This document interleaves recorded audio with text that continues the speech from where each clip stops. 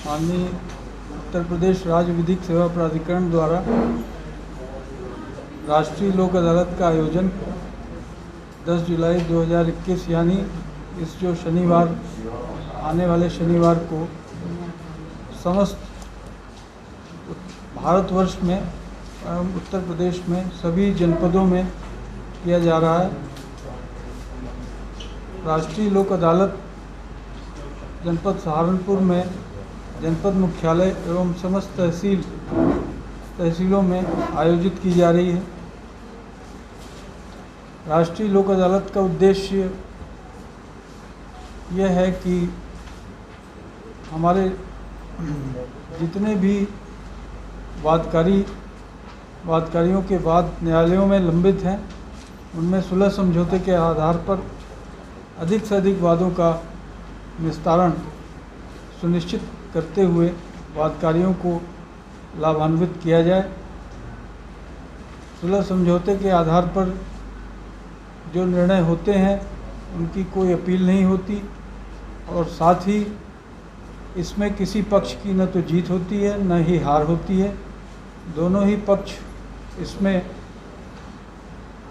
संतुष्टि का अनुभव करते हैं एवं उनके बाद निस्तारण होने के उपरांत हमारे न्यायपालिका एवं अन्य जो राजस्व न्यायालय और भी न्यायालय जो हैं, सभी में लंबित वादों में काफ़ी कमी आती है, जिससे वादों का बोझ भी विभिन्न न्यायालयों पे कम हो जाता है और आवश्यक प्रकृति के वाद ही न्यायालयों में रह जाते हैं। तो न्याय की दृष्टि से लोक अदालत का यह उद्देश्य सभी के हित में है, वादकारियों के हित में है, हमारी न्यायपालिका के भी हित में है।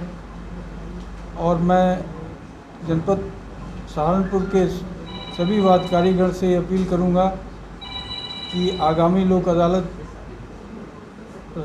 10 जुलाई को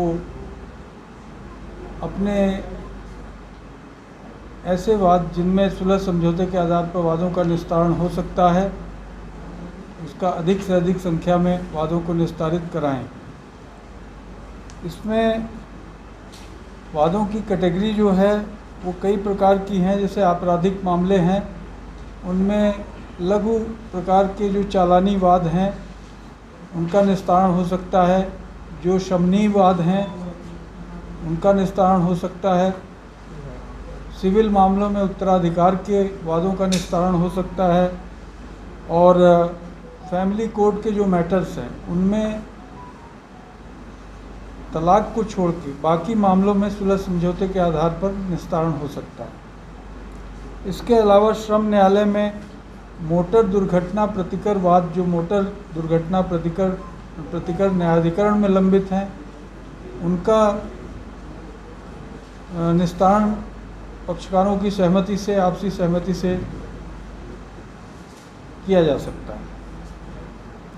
इसके अलावा जो राजस्व वाद हैं, हमारे कलेक्ट्रेट में हमारे जो जिलाधिकारी उप जिलाधिकारी के स्तर पर नियत हैं, उन सभी वादों में भी सुलह समझौते के आधार पर निस्तारण हो सकता है। इसके अलावा जो लिटिगेशन से पहले की स्थिति है, प्री लिटिगेशन, जैसे बैंक की रिकवरी के मामले हैं और जलकर की कोई रिकवरी है, टेलीफोन बिल की कोई रिकवरी है, उस संबंध में अगर कोई नोटिस जारी हुई है तो उसको भी उपस्थित होकर प्री लिटिगेशन वाद के रूप में उसका निस्तारण किया जा सकता है। मेरी सबसे यही अपील है सभी वादकारीगणों से कि वो इसमें इसको सफल बनाएं। दूसरी इसमें एक बात यह है कि इस समय कोविड-19 महामारी के कारण अधिक संख्या में लोगों का एक जगह एकत्रित होना शासन की गाइडलाइंस के अनुरूप नहीं है। तो ऐसी स्थिति में माननीय राज्य विधिक सेवा प्राधिकरण द्वारा कुछ स्टैंडर्ड ऑपरेटिंग प्रोसीजर बनाए गए हैं न्यायालय में कार्य हेतु। इस लोक अदालत के संदर्भ में तो उसमें वादकारीगण अपने सुलह समझौते अपने अधिवक्ता के माध्यम से अपना मोबाइल नंबर, व्हाट्सएप नंबर देते हुए न्यायालय में प्रस्तुत कर सकते हैं।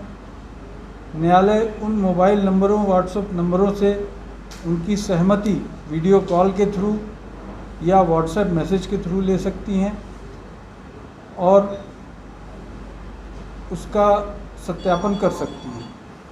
यदि किसी मामले में पाया जाता है कि किसी पक्षकार की उपस्थिति आवश्यक है न्यायालय में, तो वो तिथि नियत करके उस नियत तिथि को पक्षकार को उपस्थित होने का भी निर्देश संबंधित न्यायालय दे सकती है। तो ऐसी स्थिति में वो पक्षकार न्यायालय में उपस्थित होकर अपना सत्यापन कर सकता है सुलहनामे का।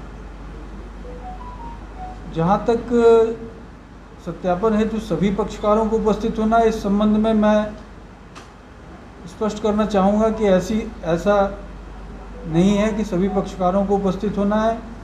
न्यायालय उनसे वीडियो कॉल करके, व्हाट्सएप मैसेज के माध्यम से भी उनकी सहमति ले सकती हैं और सुलहनामे को तस्दीक कर सकती हैं। तो ये हमारी एसओपी है शासन की गाइडलाइंस के अनुरूप। और कचहरी में उस दिन जितने भी लोग आएँ उनसे ये अपील है कि वो मास्क लगाकर, शारीरिक दूरी का पालन करते हुए और पास के माध्यम से ही न्यायालय में प्रवेश करें। मैं आप सभी को बहुत बहुत धन्यवाद देता हूं कि आप लोग यहाँ आए और आप सभी से उम्मीद करता हूं कि आप इसका अधिक से अधिक प्रचार प्रसार करें, जिससे कि जनपद के दूर दराज और विभिन्न ग्रामीण अंचलों में भी जो वादकारीगण हैं उनको भी इसका लाभ, उनको भी सूचना मिल सके और वो इसका राष्ट्रीय लोक अदालत का लाभ ले सके। धन्यवाद।